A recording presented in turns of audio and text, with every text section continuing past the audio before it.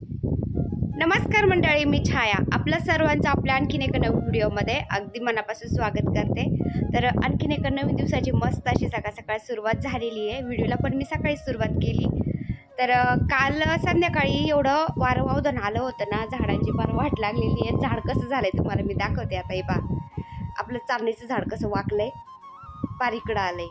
तर त्याचं ते खोड आहे ना, तेच पार खाली उखडायला लागलंय। इतकं वारं होतं काल संध्याकाळी, इतकी झाडांची हाल झाली ना काल संध्याकाळी। आणि मोगऱ्याची आपली मोठी जाळी ना, ती तर डायरेक्ट अर्धी तोडावंच लागली, पूर्ण खाली झुकली होती। तर ती व्यवस्थित बांधता पण येत नव्हती, शेवटी ती तोडावंच लागली। फौजी साहेबांनी तोडली, आता ती पण मी तुम्हाला दाखवते। हे पहा, अलीकडली जाळी आहे ती छोटी आहे, पण पलीकडली जाळी हे पहा, म्हणजे अर्ध्याच्या वर ही जाळी तोडावं लागली। आता इतके फुलं यायला लागले होते ना जाळीला, आता इकडून तोडली नाही ना, किती फुलं आलेली याला। तर असे फुलं यायला लागले होते जाळीला वर का, पण आता पण या वाऱ्या वावदाने ना पार वाट लागली झाडांची। तर ही जाळी अर्धी तोडावं लागली आणि पलीकडली जाळी मोगऱ्याची जाळी पार वर गेली। हे पहा, तिकडं वर चालली ती, तिला तर खूप फुलं आलेली आहेत बरं का पलीकडल्या जाळीला। हे पाशी एकदम मस्त गुच्छ गुच्छचे यायला लागले होते फुलांचे।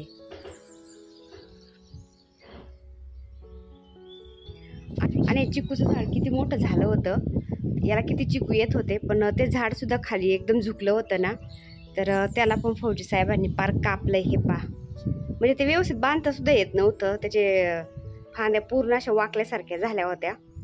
तर ते कापलंय आणि त्याला आता ओढून बांधलंय। हे पहा, फळं आले होते, फळासहित तोडावं लागलंय। आणि हे पहा, आपल्या सीताफळाला सीताफळ आले बर का, इथे एक आलंय। त्यानंतर हे पहा, इकडून पण फळ आलंय। हे सीताफळाला लागले, सीताफळ यायला आता। आणि हे पेरूचं झाड आणि चांदणीचं झाड कुठे गेलंय बघा आता।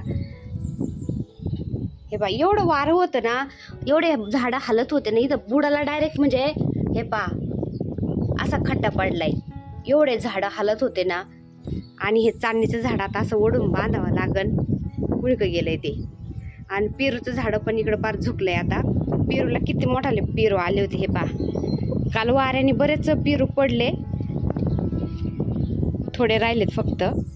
हे काय इथे एक मोठा आहे। त्यानंतर हे पहा, असे पेरू यायला लागले होते। हे काढून घेते मी आता। दादू चल रे, झाड ओढून बांध बाबू। आणि इथं ग्रीन मॅट टाकलं होतं ना, तर एवढं वारं वावदान होतं, पाऊस इथपर्यंत आला होता काल, याच्यावर सगळं पाणी साचलं होतं। आणि मग ते ग्रीन मॅट खाली पाणी साचलं होतं ना, ते हे सगळं प्लाय खराब झालं असतं लाकडाचं, त्यामुळे ते ग्रीन मॅट काढलंय आता। हे ठेवलंय फक्त मनी प्लांट आपला वरती गेलेला, असा खिडकीवर चाललाय मस्त, पण आता ते काढलंय। आणि हे सगळे बाकीचे झाडं झुडं आपले ज्या दिवे होते सगळं खाली ठेवलंय तात्पुरतं आता या झाडांचंच मेंटेनन्स भरपूर जाईल। आणि ते तरी बरं झालंय, पारिजातकचं झाड खूप उंच गेलं होतं त्या दिवशी, फौजी साहेबांनी तोडलंय ते, नाहीतर मग ते सुद्धा खाली झुकलं असतं।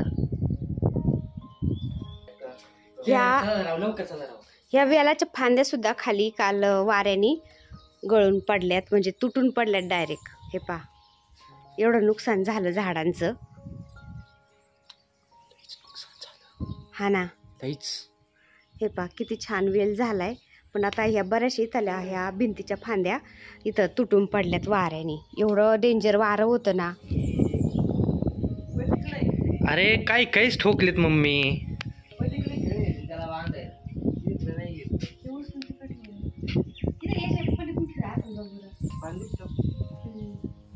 आता हे झाडं भिंतीच्या कडेला आहेत ना, ते तर वाकलेत, आता त्यांना सरळ कसं करायचं।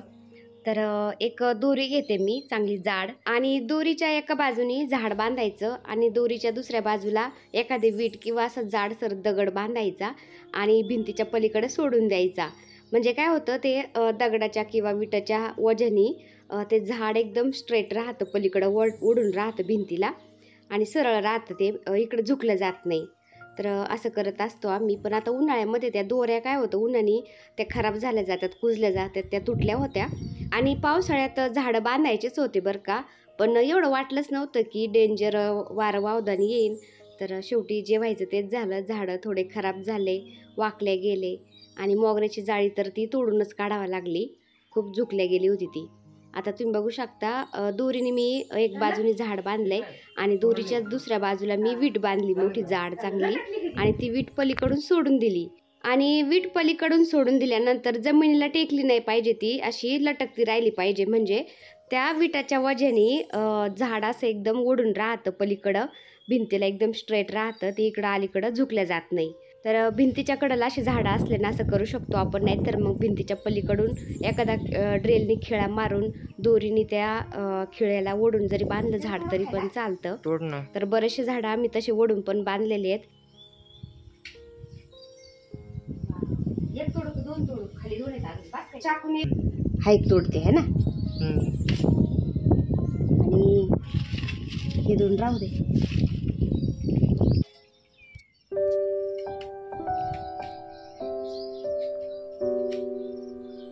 छान निघला बर का.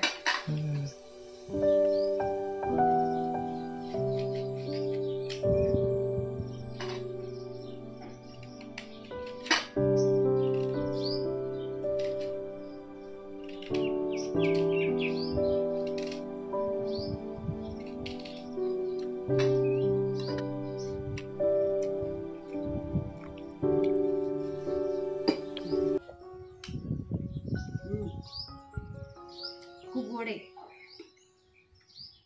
घेणाऱ्या. तर हे झाड बांधले जरा ओढून आणि झाडाचे पेरू तोडले, पेरू खाल्ले आणि पेरू खाऊन निवांत झालो. आता बाकीचं काम बघतो.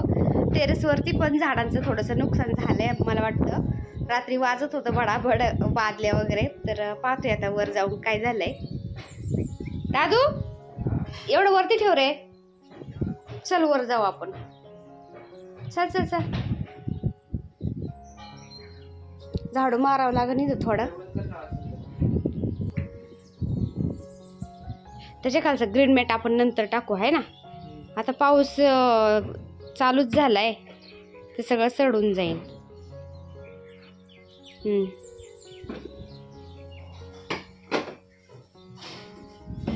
आपला वेल एकदम मस्त हिरवागार झालाय.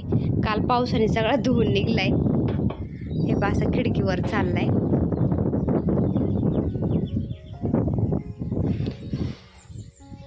हे ग्रॅनाइट आहे ना, तरी ग्रॅनाइटला पण पकडतंय बरं का हे असं. हे पाय छान झालाय.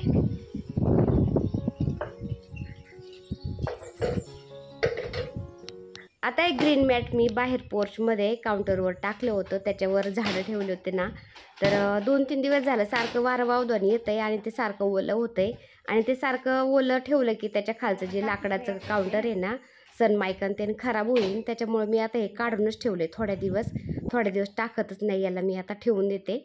आणि जे नागविळीच्या फांद्या वाऱ्या वावदानाने पडल्या होत्या ना, खाली वाकल्या होत्या, तर त्याच्या कटिंग काढते मी जरा अशा कापून जाड आणि त्या मातीमध्ये खोचून दिले की छान फुटतात. पावसाळ्यामध्ये ना कोणी पाहुणे रावळे आलेत किंवा असं कोणी ताई आल्या ना फिरायला, तर त्या मागतात, आवर्जून मागतात नागवेलीचं झाड ना. मग मी त्यांना असं देत असते रोपलेलं. तर आता हे लावून ठेवते मी. उन्हाळ्यात तर आम्ही चांगले 150-200 झाडं लावली होती बरं का हे नागवेलीचे. पण उन्हाळ्याचं एवढा कडक होता ना, सगळे झाडं जळून गेले ते फुटलेले. आणि आता पावसाळ्यामध्ये पुन्हा लावून देते मी आता कोणाला द्यायला. आणि स्नेक प्लांटचे कटिंग होते ना माझ्याकडं, म्हणजे एकाच गमल्यामध्ये भरपूर स्नेक प्लांट झाले होते. एक लावला स्नेक प्लांट ना, त्याच्यापासून भरपूर झाडं तयार होतात. तर त्याचेच काढून मी आता इथं मातीमध्ये पण जरा लावून देते, छान वाटते. तर स्नेक प्लांटची 2-3 व्हरायटी माझ्याकडं ना. उंच स्नेक प्लांट असतो ना तो पण आहे, आणि जे छोटे असतात ना स्नेक प्लांट, तर त्याच्यामधले पण 2 प्रकार आहेत माझ्याकडं. हिरवा एक आहे आणि असा पिवळसर एक आहे, तुम्ही बघू शकता. तर याचे पण मी अशा कटिंग लावून देत असते ना मातीमध्ये, एकापासून ते भरपूर तयार होतात. आता आले मी टेरेसवरती. तर रात्री वारं वावदान चालू होतं ना, त्या वारा वावदानातच इतका भडाभडा आवाज येत होता ना, तर 2-3 बादल्या कुंड्या अशा खाली पडल्या झाडांच्या, तुम्ही बघू शकता. तर कुंडीच फुटली आता या झाडाची, ती कुंडी बदलावं लागन. आता त्या झाडाची कुंडी पडली ना, त्याच्या खाली ग्रो बॅगमध्ये मी नर्सरीतून आणलेलं बेलाचं झाड लावलं होतं. तर ती कुंडी त्या झाडावरच पडली, तर ते बेलाचं झाड पण तुटल्या गेलं आहे, त्याच्या फांद्या पण तुटल्यात. आणि बेलाच्या झाडाशेजारीच त्याच ग्रो बॅगमध्ये आपोआपच गोकर्णाचा वेल पण उगला होता. तर त्याचा पण चेंजामेंजा झालाय पार, सगळा खाली असा झुकल्या गेलाय तो. आणि बेलाची फांदी तुटली ना आता, तर दुसऱ्या गमल्यामध्ये मी ती लावून देते. तर पावसाळ्यामध्ये असं झाडाच्या फांद्या जर लावल्या ना, खूप पटकन अशा रोपल्या जातात. तर पाठीमागं मी बेलाची फांदी रोवून दिली होती दुसऱ्या गमल्यामध्ये, तर ती इतकं भारी झाड झालंय ना, नर्सरीतून झाडं आणल्यापेक्षा ते फांदीपासून तयार झालेलं झाड इतकं भारी झालंय ना. तर त्या फांदीपासूनच तयार झालेलं बेलाचं झाड मी या काळ्या ड्रममध्ये लावलंय. आता बेलाची फांदी तुटली होती ना छोटी, ती पण मी त्याच्यामध्येच लावून दिली, ती पण फुटल्या जाईल. तुम्हाला झाडाच्या कटिंग जर लावायच्यात ना, तर ह्याच दिवसात लावतात असं म्हणतात. मिरगामध्ये लावतात असं माझ्या सासूबाई, माझ्या आईन त्या म्हणायच्या. मिरग लागला ना, झाडाच्या कटिंग लावून द्यायच्या, झाडं लावून द्यायचे, खूप छान फुटल्या जातात. तर आपल्याला कोणत्या झाडाची कटिंग लावायची ना, कटिंग लावताना काय करायचं, कोरपडीचं पान घ्यायचं आणि त्याचं जेल त्या झाडाच्या कटिंगला लावायचं आणि मग मातीमध्ये लावून द्यायची. म्हणजे त्या झाडाच्या कटिंग फंगल पकडत नाही आणि छान फुटल्या जातात. आता ह्या नागवेलीच्या कटिंग आहेत ना, मी सगळ्या कोरपडीमध्ये बुडून घेतल्यात आणि मग लावते याच्यामध्ये. बाकीच्या सगळ्या झाडांच्या कटिंग लावल्या ना आपण, त्या फुटल्या जात्यान बरं का. पण हे नागवेलीच्या कटिंग फुटायच्या म्हटलं ना, खूप अवघड आहे, पटकन फुटत नाही त्या. आणि 10 जर कटिंग लावल्या आपण, तर त्याच्यामधल्या 4-5च येतील, 3-4च येतील असं होतं आणि बाकीच्या जळून जातात. तर सारखे सारखे असं लावा लागतात. मोठा वेल आहे त्याच्यामुळे मी लावून देत असते असं. आणि पाहुणे रावळे कोणी आलं, येता जाता कोणी आलं का मग ते घेऊन जातात लावायला. आणि पावसामुळं काय झालं, रात्री वारं वावदानामुळं वर म्हणजे हे मोठी टाकीनं पाण्याची, त्याच्यावरचं झाकण आहे ना खराब झालं आहे उन्हाने, तर ते झाकण आणायचं आहे. तोपर्यंत आम्ही त्याच्यावरती मोठी फरची होती एक उरलेली कामाच्या वेळेस, तर ती ठेवली होती. त्या वाऱ्याने ती फरची खाली फुटली, म्हणजे पडली आणि सगळे तुकडे तुकडे झाले. बरं तरी झालं, हे तरी बरं झालं ती फरची पलीकडं पडली, नाही तर मग सोलरच्या कांड्यावर पडली असती ना, तर त्या सोलरच्या कांड्या सगळ्या फुटल्या असत्या. तर सागर ते फरशीचे तुकडे भरतोय आणि मी त्या झाडाच्या कटिंग लावत होते. आकाश आलाय वरती, म्हणला चल खाली, मला क्लासला जायचंय. लय गरम होते आज, टेरेसवर लय गरम झाला. पाऊस येईन आज, बी लयच उमस आहे. पाणी आण मला बाबू, थकले ना मी लय. आता सकाळी नाश्त्याला मी छोले भटुरे केले होते. छोले कसे केले होते, जे आपले काळे चणे असतात ना गावरान, त्याचीच भाजी करत असते. पांढऱ्या चण्यापेक्षा काळ्या चण्याची भाजी खूप चवदार लागते, मुलांना खूप आवडते, तर तीच करत असते मी. ती भाजी बनवली होती, भटुरे केलते मुलांनी. ते सकाळी नाश्त्याला पोटभर खाल्ले होते. दुपारी म्हणलं मी तुम्हाला लागन तेव्हा गरम गरम 2-3 चपात्या करून देईन. फौजी साहेब तर गेले होते ड्युटीवर आणि राजू पण गेला होता कामाला. फक्त मीच होतो घरी. तर मुलांना म्हणलं चपाती करून देते, तर मुलं काय बोलले, आम्हाला चपाती नको बनवू, भात घाल थोडासा, ह्या भाजीबरोबर भात छान लागन. तर आकाश पण म्हणला मी भाजी भातच खाईन, त्यामुळं तू थोडासा भातच घाल, चपाती नको करू. तर मी भात घालत होते शिजायला आता.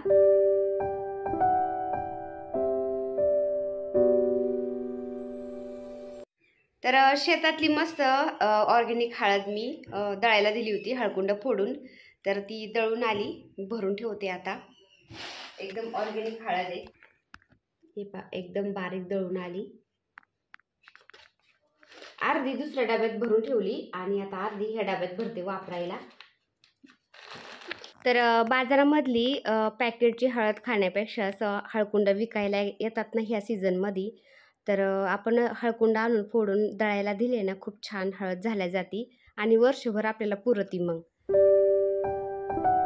तुम्ही आलात तर दरवाजा आपटला. किती हवा सुटली परत ना. नगरमध्ये पाऊस होता का? आकाश म्हणलं मी नगरमध्ये पोचलो, लगेच पाऊस लागला. काय म्हणले? आले ना तुम्ही लगेच ते झाडांकडे जाता. कसे झाले झाड, काय झालेत, लगेच लक्ष असतं. हा, पडले होते हे पा, आले कुठं नाही तर लगेच झाडांकडे लक्ष जातं फौजी साहेबांचं. काय खायला आणले काय नु? तुम्ही भिजलेत थोडं. भाकर उडीन लागली चिमचिम यायला लगेच. चालू आहे. पाऊस येणार का पण लयच डेंजर येतो वारण वावदार पाऊस. हा ना ते पाकच ओढून बांधले. बरं बांधलं का? आम्हाला काम देतात फौजी साहेब आणि निघून जातात. बरं केलं ना काम ते आम्ही. हा ना आणि ती मोगऱ्याची जाळी पलीकडली कापायची ठेवली. ती पलीकडे कापून टाकावं. अर्धी खाली लोंबण्यासाठी झाली. अर्धी ठेवली ती.